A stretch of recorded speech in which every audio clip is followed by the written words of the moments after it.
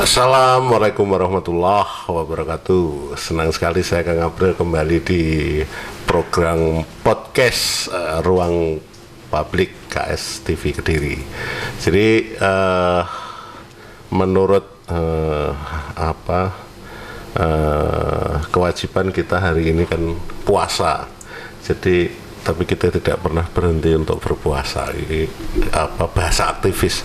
Dan kali ini kita bicara dengan Pak Beng Ibra selaku Ketua Persatuan Wartawan Indonesia Kediri tentang kebebasan pers di masa seperti ini. Jadi kalau kita merujuk beberapa kejadian Pak Beng, jadi ada kekerasan kepada wartawan, ada penuntutan kepada jurnalis juga, dan bahkan dibalik orang yang ingin mengungkapkan isi hatinya juga dibalik dengan undang-undang ITE. Jadi kalau merujuk di undang-undang dasar kita di pasal 28 bahwa menyuarakan informasi dan seterusnya itu kan hak asasi bagi mereka, bagi warga negara. Tapi pertanyaannya sekarang dengan kejadian-kejadian itu ternyata banyak masyarakat ketakutan. Ini saya jangan-jangan kalau mau ngomong ini dituntut, kalau mau ngomong ini diserang, kalau mau ngomong ini bagaimana dalam kacamata jurnalis dan kacamata wartawan, seperti apa yang terjadi, Pak? Sebenarnya lahirnya Undang-Undang ITE itu sebenarnya akibat dari netizen jurnalis. Karena apa? Di situ tidak ada filterisasi di dalam mereka mengungkapkan pendapatnya. Yang berakibat dan berdampaknya apa? Bahwa apa yang disampaikan itu hoax atau tidak, orang tidak tahu. Akhirnya pemerintah menunjukkan bahwa itu ada satu ketegasan. Muncullah undang ITE itu. Tapi itu pun juga ada salah satu yang membuat bagi kami yang bermain di dunia jurnalistik ada benturan-benturan, terutama pada pasal karet, yaitu tentang masalah penyebaran nama baik seperti sampaikan tadi. Itu yang sangat-sangat saat ini yang menjadi polemik. Kalau mulai dari undang-undang daripada tahun 40 tahun 99 dari pasal 1 sampai 11 itu menyatakan bahwa kita diatur semuanya. Artinya apa? Kita berhak berhak untuk menggali, menanyakan sesuatu yang sifatnya untuk publik. Nah, ini kalau guyonan di Indonesia ini kan tiap hari ada undang-undang yang diciptakan menyelesaikan kondisi. Mulai undang-undang keturunannya itu kan ada PP, ada pergub, perwali, dan seterusnya, sampai kepada hal-hal yang sangat rigid misalkan surat edaran dan seterusnya itu. Tapi esensinya sebenarnya kan ada yang patut dipertanyakan. Ini penerapannya bagaimana gitu. Kita ambil kasus lah, contoh wartawan Bernas Udin dulu sampai sekarang juga nggak ada, misalkan tuh. Terus kekerasan pada dunia jurnalistik, kalau misalkan didamaikan dengan musyawarah saja sudah clear, sudah selesai. Tapi esensinya kan sebenarnya undang-undang itu, peraturan itu diciptakan untuk penegakan hukum. Artinya yang salah ya diperingatkan, yang benar juga diakui kebenarannya. Tapi pelaksanaannya sampai hari ini kalau Pak Beng melihat dari kacamata wartawan, sebenarnya itu kan ada unsur ketiga menurut saya.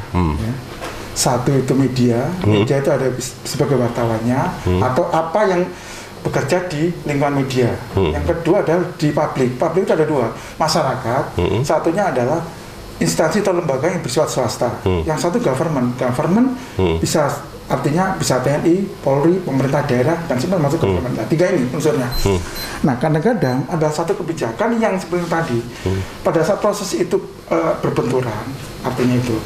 Nah, kadang-kadang kita sebagai seorang wartawan, kadang-kadang terjadi dilema juga. Ada dilema begini, bila disalahkan atau terjadi kasus masuk di pencemaran nama baik umpamanya, bagaimana kita aman atau aman? Akhirnya terjadi negosiasi. Melalui apa? Dewan Pers. Pengaturan di Dewan Pers. Karena kita harus ke Dewan Pers. Nah, sebenarnya punjernya di sini ada Dewan Pers. Karena kita dilindungi atau dibijakkan di arah ke sana. Nah, di situ. Mengarah seperti yang disampaikan tadi, kalau ada satu masalah ranah hukum di situ memang. Karena ada kesepakatan. Contoh dengan kepolisian. Yeah. Dewan Pers dengan polisi. Nah, itu ada. Ini berakhir tahun 2021. Ini juga harus. Karena ini juga satu landasan kadang-kadang terjadi ada kesepakatan. Nah, ini yang apa? Kecuali tindak pidana yang pembunuhan dan sebagainya. Itu memang bukan ranah kita, hanya bisanya melihat, mungkin juga memantau dan sebagainya. Tapi kita tidak bisa terjun langsung karena memang tidak punya daya arah ke sana. Yang punya adalah pihak aparat. Nah, di situ contohnya di situ. Kembali lagi adalah Dewan Pers, kita mesti arahkan ke sana. Oke.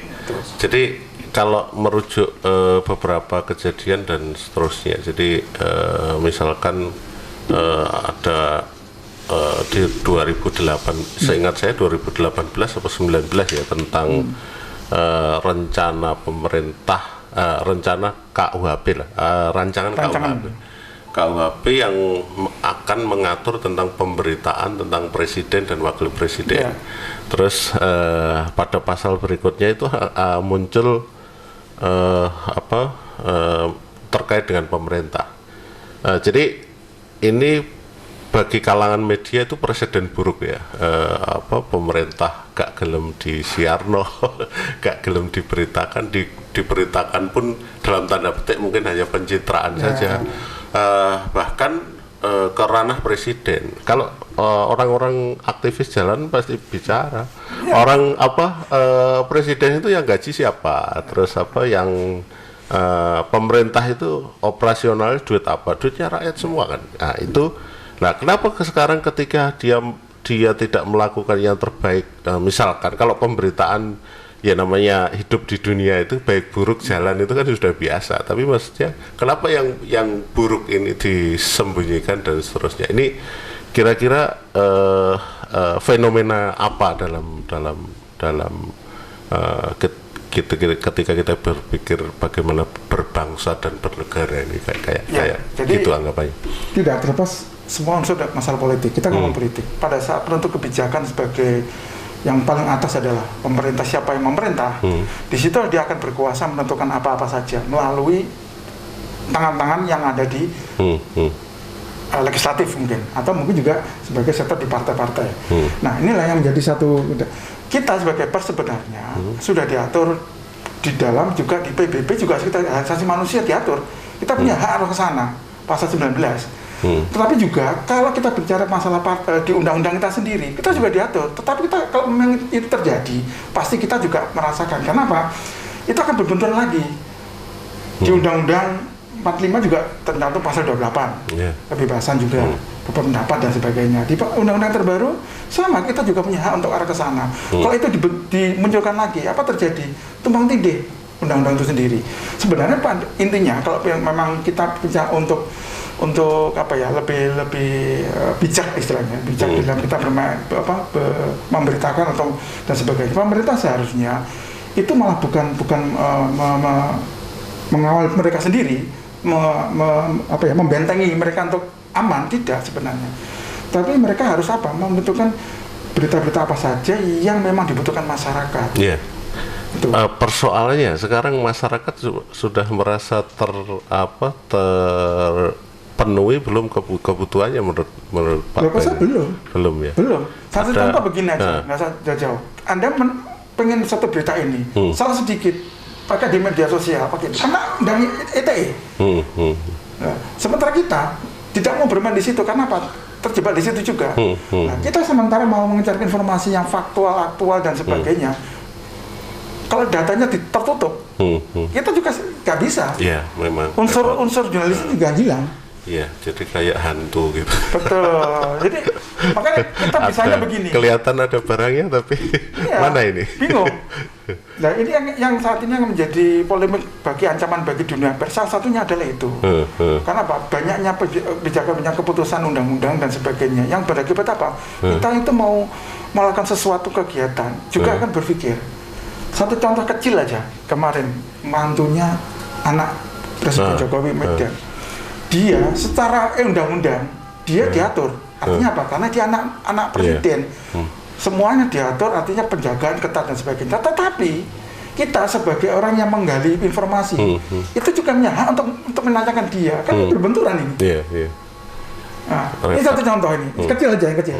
Ini yang, tetapi kalau kita nggak konfirmasi gitu, berita kita juga tidak seimbang, berimbang. Salah satu unsur daripada berita itu kan juga harus berimbang. Nah, tapi kita menemui itu sulitnya bukan main. Iya, jadi banyak problem di lapangan yang ternyata juga ujung-ujungnya pada tataran regulasi yang belum ketemu gitu. Iya. Jadi karena kebanyakan undang-undang. Oke.